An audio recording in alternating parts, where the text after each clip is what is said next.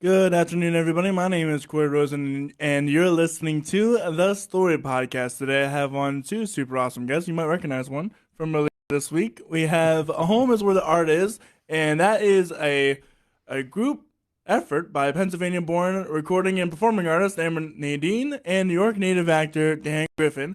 They have partnered together with Gift Horse Brewing Company to bring Nashville-styled songwriters rounds to Pennsylvania. With hopes of gaining traction for local artists in the area, they're calling it Home is Where the Art Is and setting up special networking opportunities so that artists and audience members can have a better connection with each other.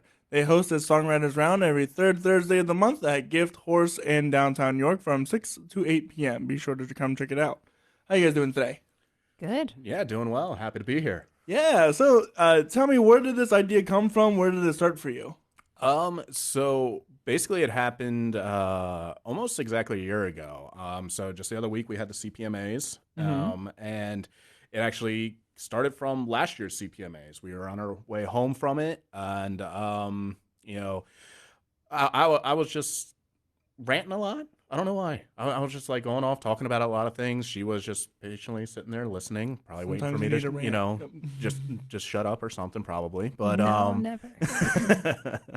but it just kind of like dawned on me. So like between our two respective careers, we've both had people coming up to us being like, "Oh, you're so great, you should be in Nashville, or you're so great, you should be in Hollywood or Broadway, stuff like that." And it's like, well, it's really nice sentiment and everything. It kind of like hit me of like, well, if we're that good, why do we have to leave? Mm. Why can't we be good here for people here? And when I said that, it really like resonated with her too, and that's when we just kind of started getting the idea of like doing something local, working with artists locally, because there is an insane amount of talent in this area. So it just kind of that's really where it spawned from. And so where did it go from there?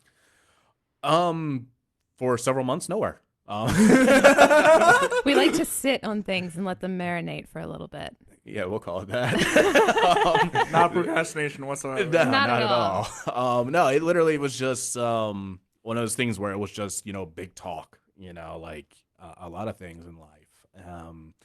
But eventually, we just kind of got to the point where we looked at each other. We're like, yeah, let's just do this. Mhm. And we had a really good rapport with Mick and Jason, the co-owners of Gift Horse, and they're super awesome people. And we're like, this is where we want to try and take it, because the cool thing with Gift Horse is their local brewing company. They, with the way that their liquor licenses, they only do PA beers and liquors and everything. So they're also, Very localized. yeah, very localized. And so it really fit in with the vibe. Plus, just knowing the place and knowing everybody that we know there, it was a good, like, safe place. Like, everybody's really cool, really chill. You never have to feel self-conscious there or anything. So a place that, we wanted to really help build that atmosphere. So, No, I'm so happy you're like, well, let's just do it because that's all you really have to do in life. yeah. Is say, oh, well, let's just do it. Yeah, no, exactly. Mick and Jason too, like the whole crew at Gift Horse, they're really good too at supporting what we want to do with it in the sense that like they help us turn it into kind of that whole listening room experience. You're not just background noise on the Home is Where the Art Is night. It's literally like people are there listening, watching, paying attention to the stories that our artists are telling. And that really means a lot to us that they back us up with that. So, Yeah. Cool. So is it kind of like a theater setup where there's a stage and there's like people like the seating is directed towards it, or?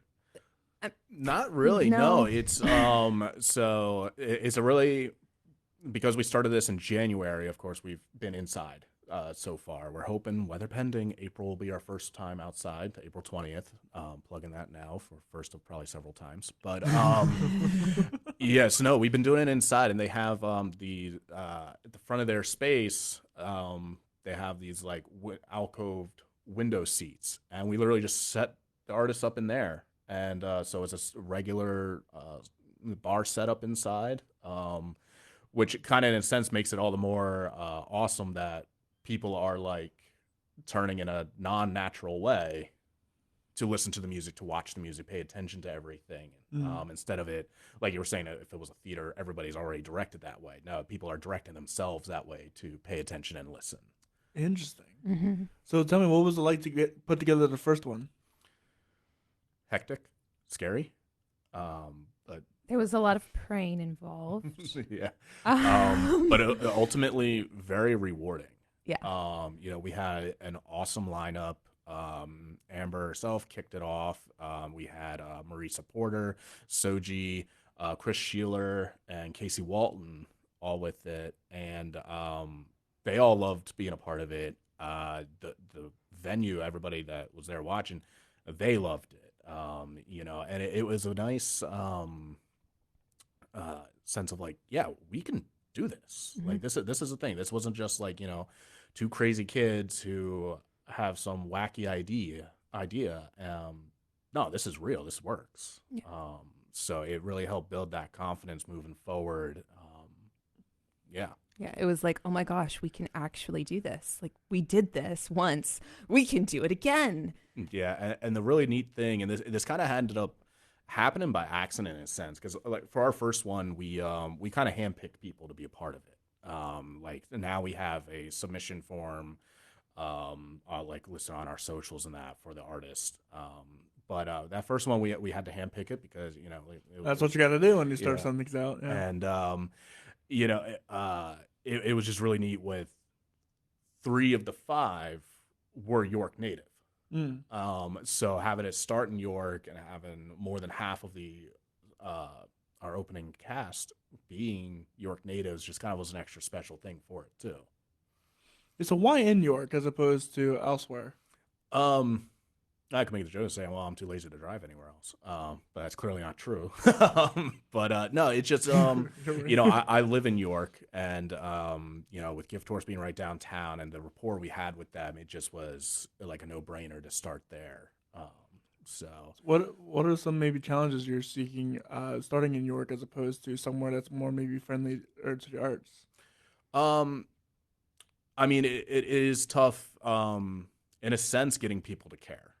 And it's tough just nowadays anyways. I think most anywhere you go, getting people to give their full attention to artists, whether you're talking about stuff being cut in schools or whatnot, we kind of are in a career line where people don't always take us seriously. So that's why, going back to something Amber said, like this whole listening room atmosphere where people are actually coming out to listen to the music has been awesome. It's like, oh, wait a minute, we have a good spot to build on. So while there's still that challenge of bringing people in to check it out, at least we're starting off good that there are some people starting to. So I think that's been our biggest issue so far. Yeah, I mean, I can't really say that I feel like we faced any issues. I feel like it's kind of just been more of like teeny tiny little hiccups of like, oh, well, we'll just do this then. Yeah. It's not really been anything much of a challenge, honestly. It's been a joy to get to bring these artists the exposure that they deserve and continue to like try and help them to be able to network with each other and open more doors for not only myself, but also everybody that, hasn't been seen. Since we started doing this, we have gotten to know so many amazing people and they're becoming our friends. And it's great because like we didn't know half the talent that is in this area before we started doing this. Same here. Yeah. Yeah. So tell me, how have things grown? How do you want to grow? And what are some things that you want to be able to do in the future? Well, I say definitely the one exciting thing for me in showing our growth is the fact of like when we really started getting people coming to us wanting to be a part of it. Like, like I said, our first month we handpicked people. About probably like the second month, we were still like reaching out to people that we knew. Like we had Dave Gates was one of our performers for the second one, and we met him in the past when he and Amber played a gig. And so we knew he was talented, but we knew he was somebody that we could reach out to and talk to about this. But then like when we started getting people coming in and being like, hey, I heard about you through this person, or I heard about you through like saw this post or like this, and we're like, I know for me, I had that moment. I was like, oh my god, we're something, we're famous, right? So seeing that growth was nice. We've talked about like down the line looking at expanding out and like taking this on the road a little bit, maybe doing one in Lancaster or Harrisburg or something. And we've had other venues talk to us about it, like expanding. But right now we want to get a nice foothold at Gift Horse, get a nice foothold, just a good fan base, so we can take it on the road and have people follow us around. So is this a ticketed event or? No, it's completely free. It's just, come, show up, have a good time. As we move outside, we got our outside venue with Gift Horse because they have this nice, big, beautiful outdoor area. And it's just going to be a blast out there.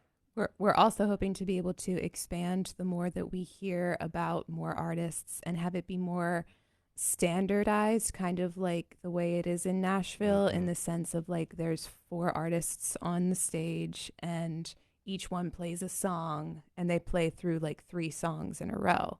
Whereas right now, the way we kind of have to do it because of space inside, we're only doing 1 artist up. Yeah.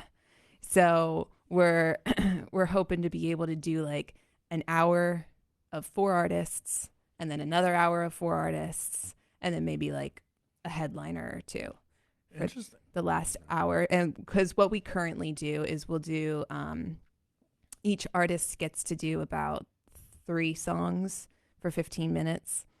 And we typically have about 5 artists, and usually the 5th one is a headliner who does about 5 songs. So, and the important thing to note with Home is Where the Art is it's not just us bringing in local artists. We're bringing them in to do their own original music. So it's really trying to help spotlight people who, these artists get to play the music that they love playing. Obviously, that's why they did it. They created these songs, so help spotlight them for that talent. We want them to be able to tell their stories their way. Exactly. A lot of artists, when you're performing, I'm sure you know this, when you're performing covers, everybody's singing along, but the second you start playing an original at a typical gig, everybody kind of like just stops listening. So we're trying to change that. Yeah. So tell me a little bit about what's going to be happening this coming Thursday. Is it this coming Thursday? Yes, it's coming Thursday, yeah. Yeah, so we, every third Thursday of the month, so that brings us up April 20th. The artists we have booked, Tommy B, Cody Ross. Love Smith. Tommy B. Oh, wow. That's 2 of the people that I've had. And I know Jake Maish is going there, too. Yeah, he was our headliner for March, and we have him again later on in the summer. He's coming back. We have Jess Pasolek will be performing on Thursday as well, and then we have Amber. I know Amber. Yeah, so see, Amber. we have 3/4 of our lineup this month is going. People straight from you. So, Oh, really? Like, did you find them out through me? Oh no, like I was going to say that'd be incredible. No finder's fee. I know you're free to go through all my catalog and steal whoever you want. Yeah, we appreciate that. Thank you. We may take you up on that offer. Yeah, because we want to be as inclusive as possible with this. Bring in people, and it's just awesome the network that we've been able to build so far. Because another way that this kind of kicked off is a good friend of ours, Zach Blessing. He's part of the acoustic duo Blessing and Fowler. Yeah. Last year at the CPMAs, he and Amber were talking, and it was funny. He's a great guy, one of the most genuine people you'll ever meet. And he just like, despite how crowded it was, he like saw Amber from a distance, and they like connected on Instagram a couple of times, but never met in person. And he's just like, Amber, is that you? And like came like running over, Gave me this great big hug. yeah, Awesome. and he was. It was funny because he was like, I have been trying to get out and see you perform, but we're always performing against each other at different venues and everything, and so it's tough for artists to see other artists. Oh, absolutely. So this is one opportunity for that to happen and to build this networking community. Because what I've always said about like the arts, I've said, of course, specifically about like with my acting, but it spans into musicians as well. It's like we, for whatever reason, we chose a career path where we are vulnerable, like at our most vulnerable, and we throw it to people that we don't know, our audiences. And a lot of times that's met with criticism. It's like, so we throw our deepest, most vulnerable parts out there for criticism. We don't need to be competing against each other if we're doing that. Yeah. Like we're all in this together, and I'll admit, since the first time that I had started acting 10 years ago, like I've had that shift in my brain of like looking at people at auditions all like side-eyed, like, you're going for the role. All of you are my enemies. But I've learned over the years that it's a learning opportunity for me. If I get the role that I wanted, great, that's awesome. Now I got to live up to it. But if I don't, if I get a different role, okay, well, that's a chance for me to grow and do something out of, that I'm not used to. And it's just regardless of what the outcome is, it's not the other actor's fault. No, it's not. So, and that's, where we want to build this community to have people, work together. And we've even like started with that. Like, I'm forgetting who it was, but there was somebody that reached out to us about like, hey, I have these like open mics going on if you want to spread the word about this. Like if anybody's interested, or like even with like Amber talking about upcoming albums that she wants to work on, and talking about collaborating with other artists with doing like having their instrumentals or singing part of it. So we just want to build a nice supportive community. Yeah. One thing that we do when we have artists be a part of what we're doing, we tell them, please tag us in your upcoming releases. We may not always see it, but if there's something you want us to share, tag us so that we can share it. And it's really cool. We've had Public House at the markets in Hanover.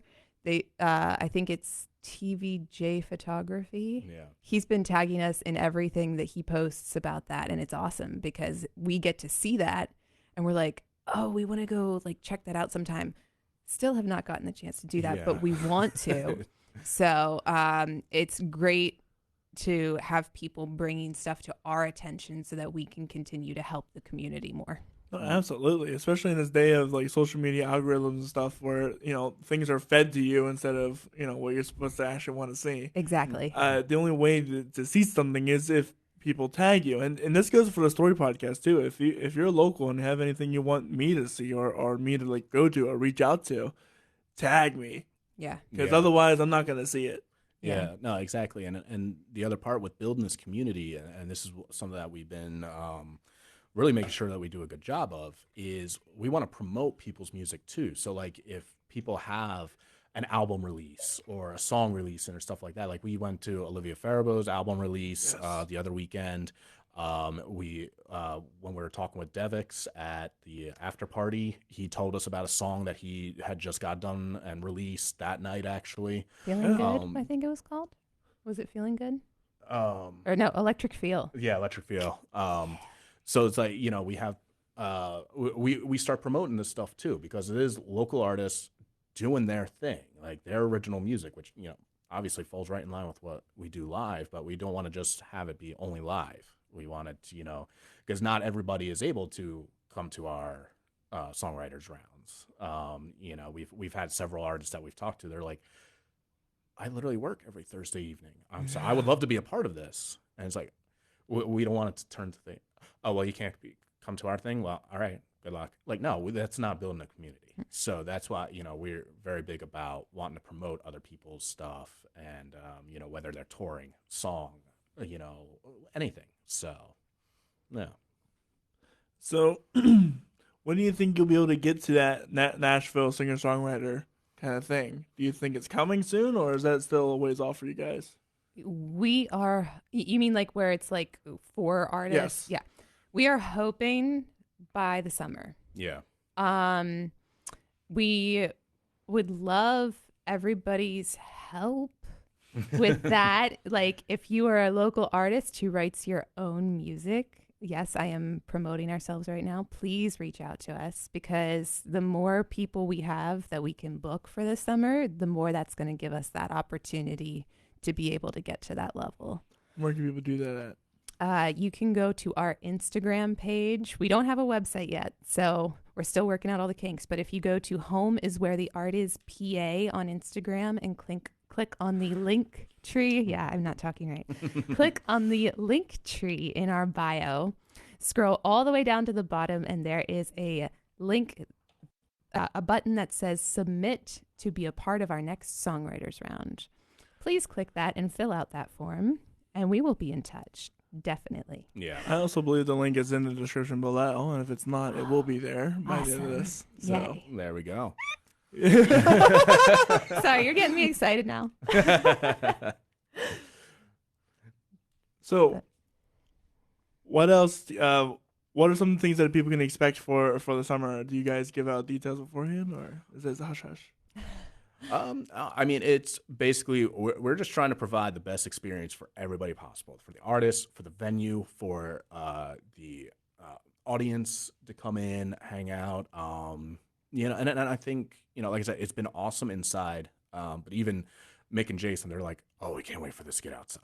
Yeah. And you know, and it is exciting because it gives an opportunity, because we're basically right in the heart of York City. We're a block away from the square in York City. We get a lot of foot traffic down that area still, because we're, you know, right by the Appel Center and everything. So, you know, getting outside, having music being played through the streets of York, you know, it's always a good thing, you know, because we've experienced that in the past. There's been times, literally, I forget, it was somebody, I think it was the J.C. Fisher Band. The one day we were just downtown randomly, and then we heard them playing. We're a block away. We heard them play, and we're like, oh, okay, well, yeah, we're going there because we want to see them perform. Yeah. And so just kind of trying to bring that, and you know, keep building, because, you know, a lot of the people that we've booked so far, they've never been to Gift Horse. Or like Gift Horse hasn't, like, if they've heard of them, they haven't gotten in touch with them, like, for one reason or another. But like, you know, it's funny, after like every one that we've done so far, like Mick and Jason are just always like, you know, on top of just being supportive of everybody, they're just like, you're great, we'd love to have you here. Like, you know, we want to like see this. So it's a way to help expand and open doors for people all around. Yeah. So. Another thing that I want to mention too, that I personally myself am looking forward to once we hit the summer. When we created this, I didn't want it to just be a songwriters round in the sense of, if you wanted to network, you had to like, okay, let me backtrack. I have extreme social anxiety. I'm working on it, so I'm getting better, but I have a very hard time walking up to people and starting a conversation. If people walk up to me and start a conversation, it's usually a little bit easier for me. I'm very awkward at first, but then I can, you know, Get with it. Get into the flow. I'm so much better communicating through my music than I am through talking. And for other artists that have those same insecurities as me, I wanted to be able to create something that we have called a socials table, which is a place where you can specifically go afterwards, which is kind of away from the music. We take a 15-minute break in between time slots so that the artists have time to network without background noise distracting them. That's a huge thing for me, is background noise just causes so much anxiety. And we wanted to be able to make sure that there was an opportunity for them to actually have decent conversations in a safe space. So that's something that we've had a little bit of a challenge doing because of the tight quarters inside. But I'm really looking forward to being able to have a bigger socials table outside and have like the artists' bios up there and their merch and their business cards, and just have it be a lot more of a really cool experience. So,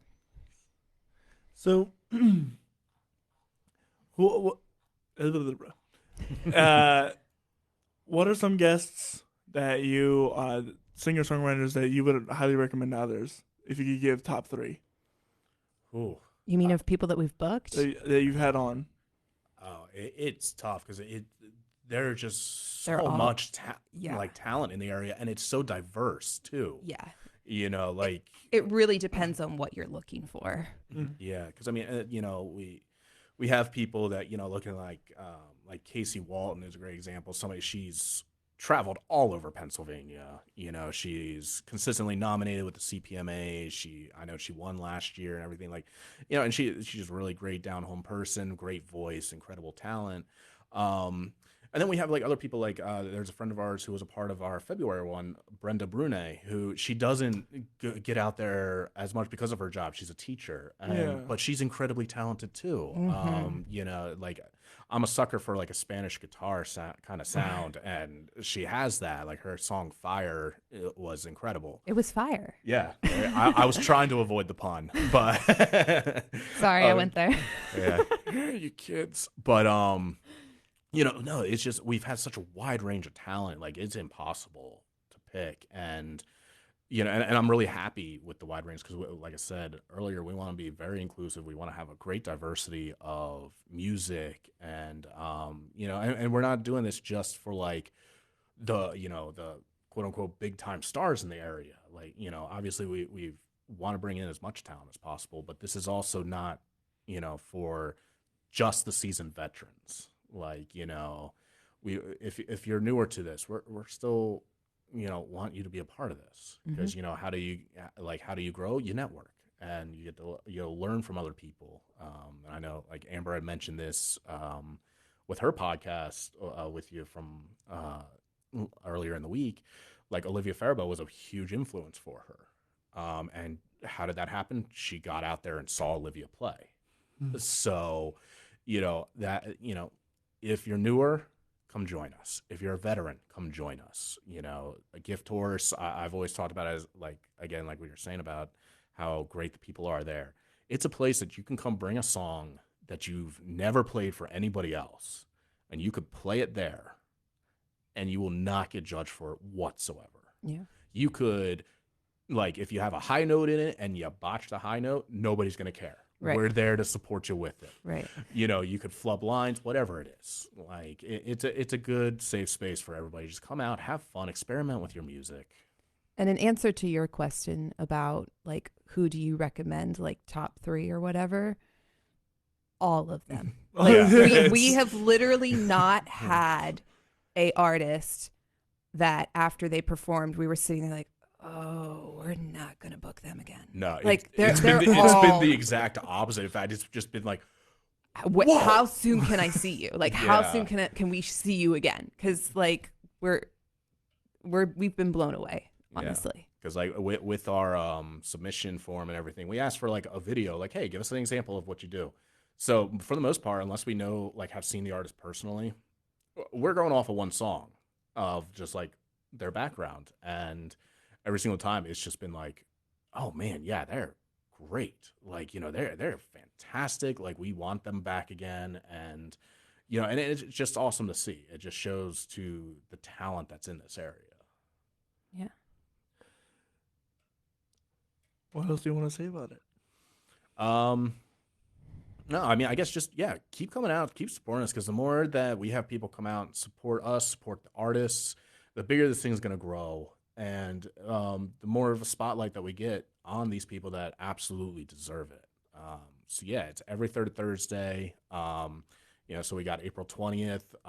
Then a kind of a unique thing coming up for May, because we're going on just a few days after Mother's Day. And so part of what our May lineup is going to be is we're going to have a bit of a youth showcase with that. So we have Faith Noel and Alex Lee Warner performing for us that night. Love those guys. Yeah, so we're incredibly excited about that. Gotta get Addie Grace out there too. Yeah, we've been in touch with her, so yeah, no, she's fantastic. There's a lot of incredible talent, so we're just excited for everybody. But yeah, so is there some more stuff you want to do like that, like specific themed or? We've kicked the idea around about things. I know in February, because I think we went on. It was February 17th. So just a few days after Valentine's, Amber specifically made her set that night all love songs. They were all about him. Yeah. But no, I don't think, because we're trying to like avoid giving people, that scared moment, that scare tactic of, oh, well, they're doing this theme this month and they booked me for it, but I don't have any songs that I wrote about that. I only have these 3 songs that I've written in my entire life, and they have nothing to do with that theme. So Yeah. we're trying to avoid scaring people away in that sense, because we want to just let everyone know that it's a safe space to share whatever they want to share. Yeah. So it's not really like, oh, well, it's April. It's time to play music about bunnies and Easter and the love of Jesus. It's show us your heart. Show us what means the most to you and what you are most proud of. Yeah, we don't want to put any confines on anything. So. Yeah. Well, if you want to check them out, please go over to Home Is Where the Art Is, PA, on Instagram. Yep. And you have a Facebook page too, right? Yeah, it's the same handle there. Yeah. Yeah. And I don't know if this is appropriate, but we do accept donations live in person to help us continue to grow, because obviously it costs money to get a Facebook page and A website. A website, yeah, that's what I'm saying, yeah. And we do have hopes to grow the Home Is Where the Art Is, further with sound equipment and things like that. And so. especially if musicians are volunteering their time to be a part of it. Absolutely, and Yes. they are. So Yeah. please tip them if you're coming out to the shows. They deserve everything. A lot of projects like this, and kind of me here too, is it's all artists volunteering. We're not at a point where we can pay each other to do stuff. But we want to get there. Yes. Exactly. The goal is always to get there, and we can't do that without donations first, at least. Yeah. And that's exactly where it is for us. We're happy to right now be able to fund what we need to with this. Mm-hmm. Out of pocket. Yeah, because that's entirely what it's been for us so far. But hey, it's how you start growth. Yeah, But- you gotta invest in yourself first. Exactly. But if you want to be able to support them and what they do, please go out to their performance April 20th. Yep. From 6 to 8 p.m. at Gift Horse Brewing Company in York. Well, we're gonna take a little bit of a break here, and we're gonna play one of my songs for There we go. the first time in a while. Actually, I haven't played one of my songs on this show. We should book you. Yeah, I was gonna say, is this your audition? I am not a good singer. This is a love of auto tunes. But this is a song I wrote back in 2020 when everything was happening, and it's just a reminder of God and how He remains while other things do not.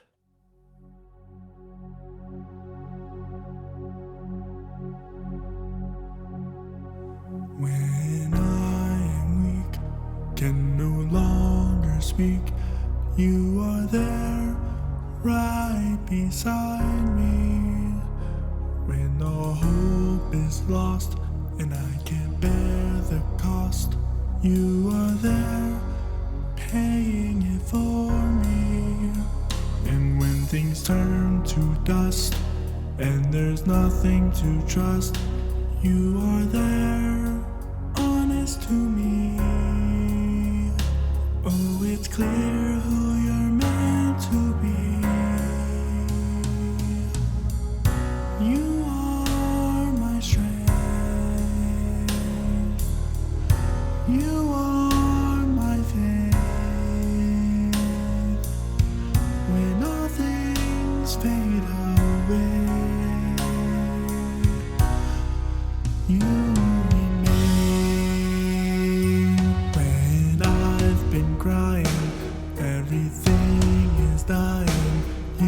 there, breathing life into me. And all I do is fear, and nothing seems clear. You are there, comforting me. Oh, it's clear who you're meant to be. Oh, you are my strength. You are my faith. When all things fade away, you remain. So I'm gonna sing and shout and tell them all. That's when every kingdom falls. Yeah, you remain. So I'm gonna sing and shout and tell them all. That's when every kingdom falls. Yeah, you remain. So I'm gonna sing and shout and tell them all. That's when every kingdom falls. Yeah, you remain. So I'm gonna sing and shout and tell them all. That's when every kingdom falls. Yeah, you still remain. So I'm gonna sing and shout and tell them all. That's when every kingdom falls. Yeah, you still remain. So I'm gonna sing and shout and tell them all. That's when every kingdom falls. Yeah, you still remain. Yes, you are my strength.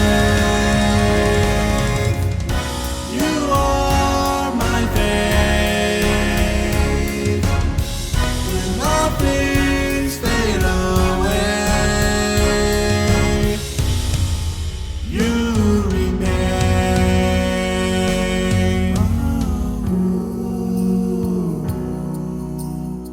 You remain.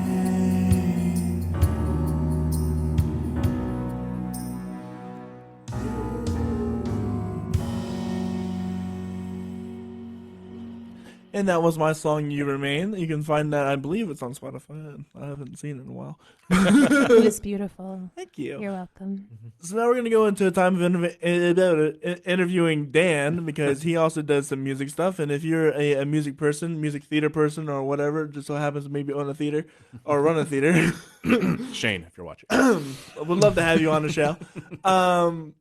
So tell me, when did the music bug hit you, or the acting bug, as it were, hit you? Honestly, it was out of college. I I never would have expected that I would get into this world when I was a kid, because I grew up as a consummate jock. I was like that annoying kid that was like, first time I pick up a sport, I'm one of the best people on the field, except basketball. I was terrible at basketball. You're But not yeah, tall enough. but no, I sports was my life growing up. But then my body eventually gave out on me in a lot of ways, like knees and back and everything, from a young age. So sports kind of became an afterthought. College, went through college and everything. And I was about a year out of college when my cousin actually, he was working with this Shakespeare company in Dover, out in York. And he said to me, he's like, "Hey, Dan, we need somebody to play a soldier. You don't have any lines. You just got to stand there and look intimidating." And I'm like, I guess I can do that. I guess. Make it look intimidating. I literally threw up before the first show. Really? I literally. So it was a really neat venue. It was Shakespeare in the Barn was the deal with it, and I remember running off into the woods right before the show and throwing up. I was so nervous because I'd never done it. I was always like that really quiet kid. I literally, in high school, grew my hair out, not quite the way it is now, but like where it would come down in the front so it could hide my eyes. Emo kid. Yeah, exactly. Just so I could also sleep in class and not get in trouble. But so Smart kid. yeah, I had my moments. So acting, it's been about 10 years, and it's just been, like I said, I started with a little soldier role. Didn't have any lines really. Then like 2 shows later, they cast me as Oberon in Midsummer Night's Dream, and it was all extra weird for me because I couldn't stand Shakespeare in high school. Right. You know, it was just like, ugh, Shakespeare, please go like throw a football or something. Well, I'm literally in the point in my life where I've done over 40 Shakespeare shows.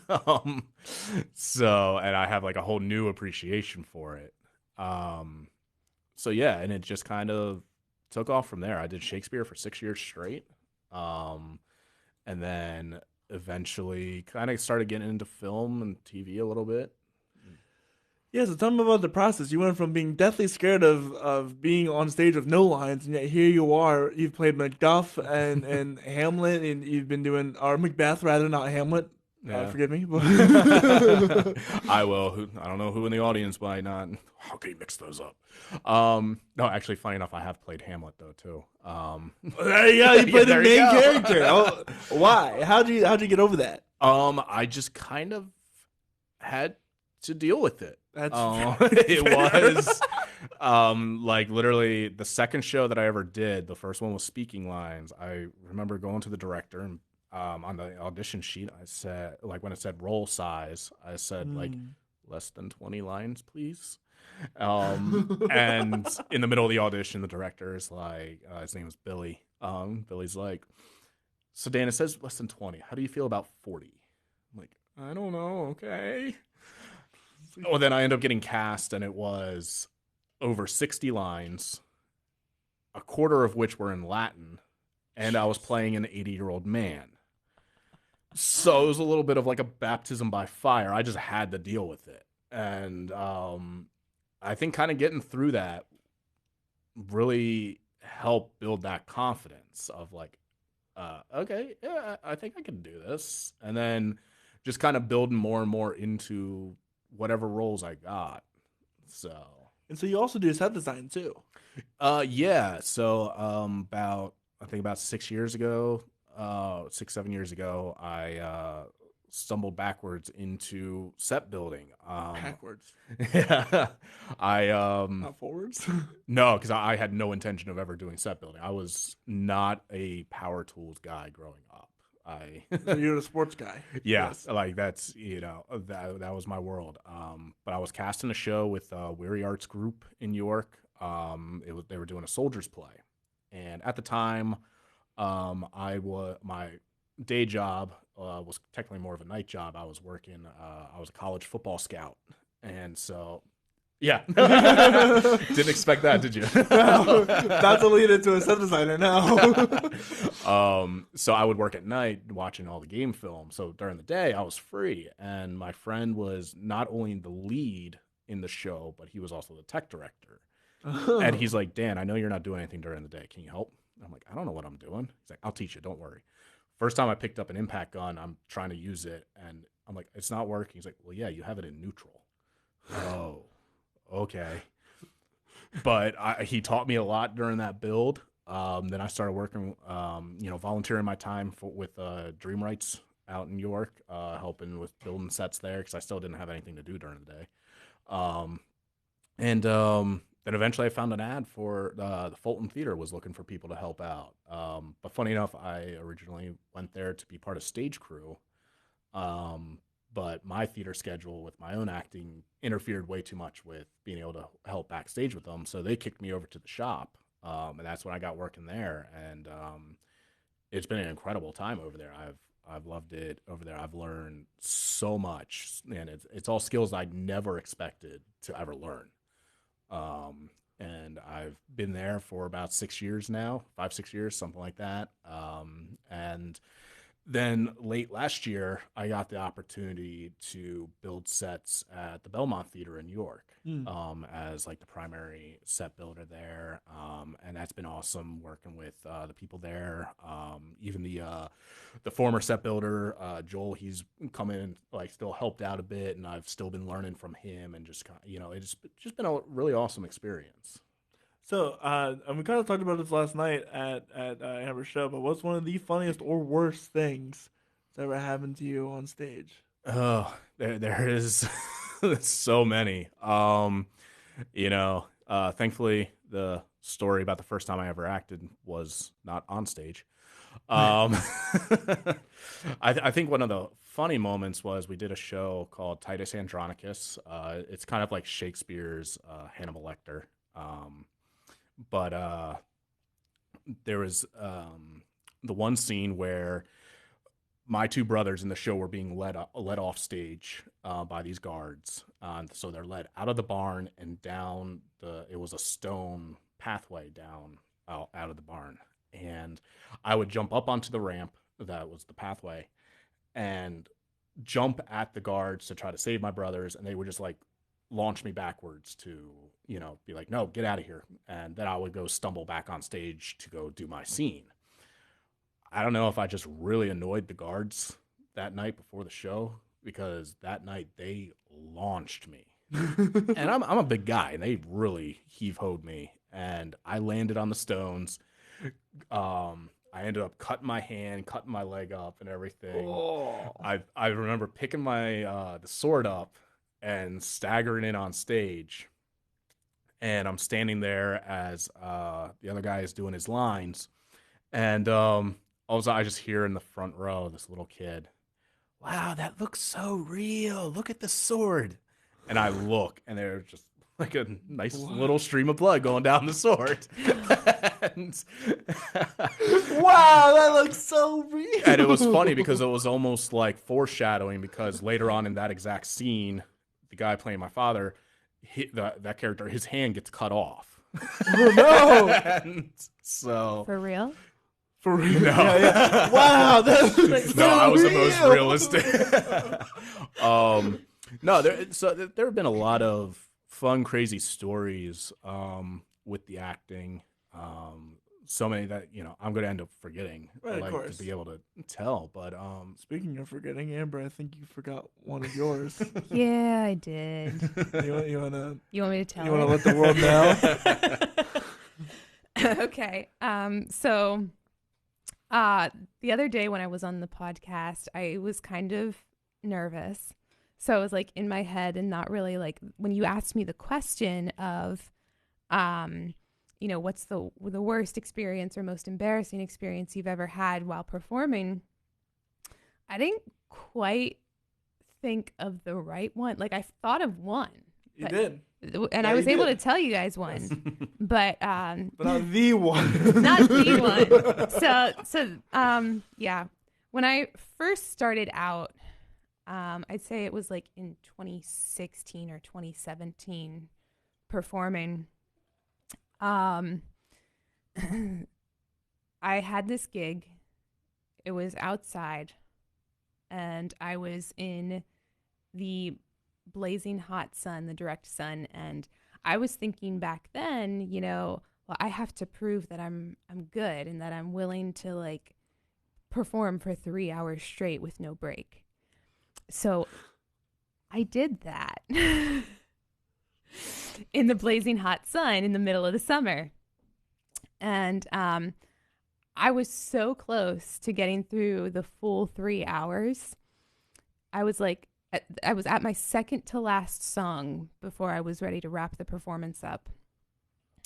And I just remember feeling nauseous and lightheaded, and I'm playing my guitar and I just slowly stop playing, put the guitar down, and then I just walk over and sit down without saying anything. And my parents are rushing over to me like, "What's wrong? What's wrong?" And I was like, "I don't feel good." And this guy who was really, really nice, I felt so bad. He came up to me and he was like, it takes a lot of courage to get up there and perform. And he said, "I'm really proud of you. You did a great job." And in the process of him saying really nice, sweet things to me, I just vomited.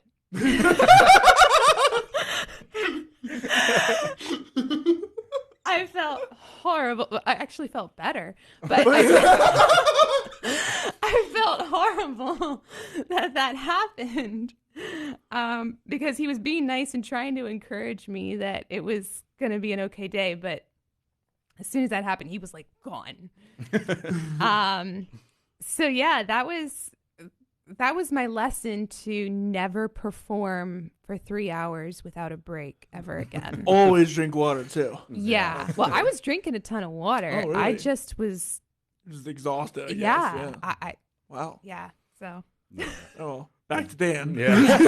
Get back to the pretty one. But no, I mean, I think what you were referring to, the story I was telling you last night with I was in a performance of Macbeth here in Lancaster. It was at the Ware Center with People's Shakespeare Project. And I was playing Macduff, and for the first time in my acting career to that point, I was sick for a performance. And I cut it close in the past before. Funny enough, actually, the first time I was ever in Macbeth, I lost my voice the day before we opened, but I never drank so much hot tea and honey in my life. But got it back enough for opening. But no, with that production, I had 102 fever. We had actually only had 2 days of tech because we had like a snowstorm come through. As you do. Yeah, back when Pennsylvania had snow. Right. But I literally, to this day, I have memory of only one of the 5 performances, 4 or 5 performances of that show. And it was wild because I think the way that I related it to you last night was there was an episode of Family Guy where in it Stewie says something about like, I was talking to Martin Scorsese and I asked him, Marty, what is our what is my motivation for this? And Marty told me, he's like, it doesn't matter what your motivation is. It's what is your character's motivation. And I kind of like lived that in that moment with that show because it was one of those things like, yeah, Dan is sitting here with 102 fever, sweating bullets, looking like a ghost and hacking a lung up. But I never once coughed on stage when I went on as Macduff. I was like, okay, so Dan is sick. Macduff's fine. Macduff's got to deal with all this stuff. He's got to deal with Macbeth. He's got to deal with everybody else in Scotland. He doesn't have time to be sick. Dan can like... Dan's dead. Dan's dead. like somebody resurrect him before his next scene. But yeah, let him go die. And it was crazy. He's 5 minutes for death. Yeah. He's got to be back on stage. So it was crazy. It was an awesome cast that I worked with. They were all really supportive during it. But they were also like, several of them, including my friend Tim, who was playing Macbeth, they were like, how are you doing this? I'm like, I don't know. I'm just coming out here and yelling at all y'all, and it's just a bunch of adrenaline, and then after the show, you just. Oh yeah, no, I was passed out after those shows. I barely remember anybody who came to see me. Like I have vague memories of like I think I talked to people after the show. So it's been a lot of interesting stories. So what are some things that you still want to do as an actor or maybe even as a set designer? What are some shows that you still want to be a part of? Well, when it comes to Shakespeare, my dream role is Henry V. I'd love to play that someday. I've even joked about like, I'll get shot in the face with an arrow if it means that, because I mean that's what happened to him historically. Right. But I don't approve. But no, I just kind of want to keep growing and figuring out what more I can do with this, because I've played a very wide range of roles. And what's generally funny for people is like, if you know me in person, I'm generally a pretty goofy, upbeat kind of guy. Most of the roles that I play are very serious, dramatic roles. And I don't mind being typecast into stuff like that, because it's like, okay, instead of looking at the negative, like, oh, this is all I'm getting able to play, it's like, I'm getting work. Yeah, well, even beyond that, it's like, okay, they're recognizing that I'm this good at being this type of person. Sometimes that's, there have been jokes of me because, especially before I grew my hair out, because literally before COVID, I had hair shorter than yours. Like I was, kept a pretty short haircut. But I got cast a string of castings in about a 2-year span of, like I was the lead SS officer in the Diary of Anne Frank. And I was handpicked for that too. Wow. Like the director. What an honor. Yeah, the director came to me specifically for that. Then I was in a short film where the casting call was looking for bad cop, and I'm like, okay, I get to do an interrogation scene. I'll submit for this. I talked to the director briefly. He's like, okay, we'll talk tonight. When I called him later that night, he had already cast me because he looked at my profile, like my Facebook profile, and he's like, you just have the look of what I'm looking for. Well, it turned out bad cop was racist cop who shot a black kid for being black. I'm like, oh, thank you for, I guess I look like a racist. Like, yeah, but there were several roles like that I got, and a lot of them people were coming to me. Like there was a movie that's just making the rounds now in the area called 1805 that I was a part of. The only role I have in the movie is I'm like the grunt for the slave owner in it, and I drag a slave girl away by the hair. I was called in specifically for that because I have a background with stage combat and physicality and stuff. But also my friend who cast me for it, she's like, Dan, I also know you're a giant teddy bear, so I need you for this.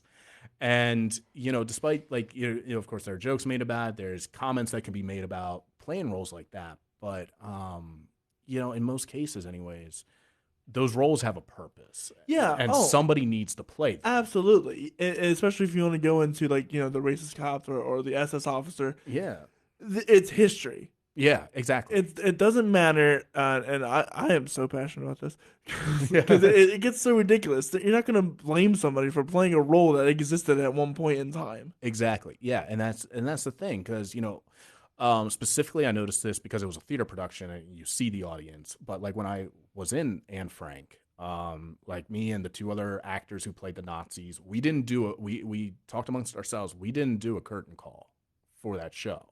Because for anybody who's ever seen it, the show ends very powerfully. It's this beautiful, sad monologue by Otto Frank, basically summing up everything that happened. Yeah, Dad. Yeah, and the guy that we had playing that role, Jack Hartman, he did an incredible job with it. And we didn't want it to be one of those things where it's like everybody in the audience is crying and then, oh, out come the Nazis again. Yeah, right. So, but we did go out into the lobby to where the audience can see us.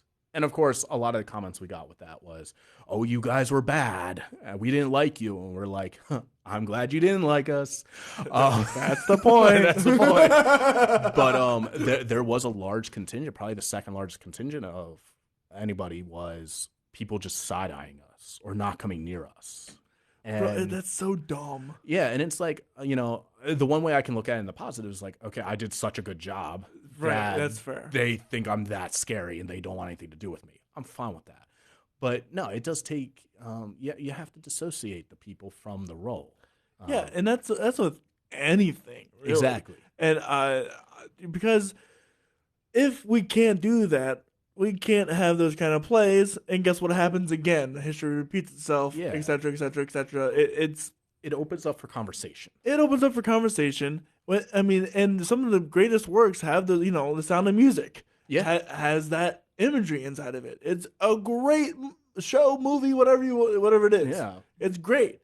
It doesn't mean that whoever's playing that Nazi role is a Nazi. Exactly. So, and it's taken a lot of, with it, I actually had a really good understanding of that early on. It wasn't anything that I needed to adjust to, or that it was just something. It's just like, look, it's something that's needed for this, and if I'm being cast as this, then it falls on me to do the best job to respect what the role is there for. Yeah, it's just like Ragtime, right? Yeah. Have you seen Ragtime? I've actually never have, but I've heard things with it. It's a really good. You should see Ragtime. They use extreme racist language in there, but the point is that it drives the characters to a certain extent. You can't have a person going maniac unless they were treated so unjustly that they were forced to go that way. Yeah, you know what I mean. And that's honestly what. Serves the story. Yeah, theater and film. It's a way to show people stories that they haven't experienced. Yeah, and and that's got a little tangent with that because we were joking about this before the show. But like with the amount of Shakespeare that I've done, in America, like in my opinion, anyways, we have this like very high opinion. Yeah, it's a very high hoity-toity opinion of Shakespeare, and and like a lot of the stuff is good. Like it has its place in literary history. There's a reason why Shakespeare is Shakespeare. Yeah, But a lot of it, like it's a lot of flowery language that people don't necessarily understand. And And a lot of it's crude humor. there is a lot of crude humor with it, but also on top of it, and this is where I've literally gotten into debates / arguments with people, whether they were directors or somebody that I've worked with, where they focus on, such as like Shakespeare's famous for the pentameter and ba ba ba ba ba ba ba ba, like that's how you're supposed to deliver your lines. And for me, it's like, no. Like not in today, we're in the year 2023. We're like several hundred years removed from when Shakespeare wrote this stuff. The job as an actor is to present a story, and if the people I'm presenting the story to Don't get that. they don't understand what's being said, they sure as heck don't care if I'm saying it in da da da da da da da da, and it's so Unless you're like the Shakespeare Historical Society, where you have to do it like that. It's not the point. Not the average Joe is not going to understand. They're going to a theater to see Shakespeare because Shakespeare, is popular. Yeah, or even if they're not, like, if they're just going like, oh, hey, I guess we'll check this out, see what this is about. Like, or, whatever reason brings them in. Like, if they're not understanding what's going on, I might as well be speaking French up there or Swahili or something. Like, I need to be able to present a story. Yeah. We're kind of running out of time here, so I'm going to ask one more question. All right. Two more questions, actually. And because I asked Amber this before, what is worship to you? It's about finding a way to connect and bring an understanding to your life, bring a vision to what is going on around you, and just kind of understanding your heart, your mind, and how it fits in with the way the world works. What is one of the pieces of advice that you would that you have been given that have really changed your life, or one of the pieces of advice that you would like to give others? I would say allow yourself to be vulnerable. Oh, yes. Like that was something that hit me hard, because, like, little background on me with this. So my dad lost his battle with cancer when I was 7, and it had a huge impact on me. And honestly, from the time that I was 7 till probably in my mid-20s, so about a 20-year span, I literally didn't cry. I cried one time, and that was when I was in college and my mom had a stroke, and the doctors literally said there was like a 33% chance that she was going to be okay. But thankfully she is nowadays. Okay. But so like I said, in 20 years I never cried except once, and it was like the worst possible news I could get. And it just kind of was a life lesson as well as an acting lesson. Be vulnerable. Don't be afraid to be vulnerable. Yeah, feel your emotions. Yeah, like they're there for a reason, and especially they're beneficial. As a guy, there's so much talk about, like, as the machismo man that we have to be. The toxic masculinity behind things. Like, no, forget that. Be yourself. Live, love, cry. It's all being part of the human. Exactly. So you own it. Own yourself. So yeah, don't be afraid to be vulnerable. Whether it's you're an actor who's on stage, you're a musician who's on stage, whether you're a person in a relationship, or no matter where you are. Yeah, really. Whatever it is, be vulnerable. Because, the people who love and support that, those are the people you want in your life. Yeah, if the person that sees you cry and leaves you, then they don't deserve to be in your life. Exactly. Anyway. Yeah. Well, with that said, go check out Home is Where the Art Is. Yeah. Where the singers and songwriters are going to be vulnerable with their music. Exactly. And you like that segue? There we go. So that is, you can find them at Home is Where the Art Is PA on Instagram and on Facebook. And you can find Amber Nadine. She is her own singer-songwriter. You can find her at AmberNadineMusic.com or just AmberNadine.com. AmberNadine.com. There it is. And with all that said, my name is Corey Rosen. This is the Story Podcast. You can find out all of the things I do. I forgot to charge my phone. Gosh darn it. Over at CoreyRosenProductions.com. That's CORYROSEN Productions.com. You can find out more about me. Tomorrow we have Grant Bryan. He is a country singer-songwriter. And that next day we have Monday, which is a Monday for those who don't know. It's Jessica Smucker. She does her own singer-songwriter rounds over at Zotropolis every other month. And then this Friday, we have Javier. He is a really cool blues artist in the area, R&B artist, jazz artist, something like I'm blanking on it. But he's a singer-songwriter in the area. He's great. Love him. He's got a really unique band and really unique music, so I'm excited to talk to him about that. And then next Sunday, is our own little award show where we have bringing a lot of the past guests into one spot. We're giving them a chance to perform, and we're giving a big networking opportunity. And we're giving out a little awards that, we feel like, because everyone deserves a little recognition every now and then. There we go. So that's the point. And we're going to have a 1-hour jam session afterwards, so that'll be a lot of fun. With all that said, you can get over at our website. We're starting over our singer-songwriter studio, which is the songwriter studio is where we're going to get 3 to 4 other artists in the area to come in and sit down and write songs in under an hour. It's a challenge. And if you want to be a part of that in any sort of way, go over to the forums over at Corey Rosen Productions /podcast. You'll find it there. And we are ramping up our singles and album reviews. So if you have singles, I know you have a new album coming out, and if you'd like it to be reviewed by other artists around the area, you can submit it there.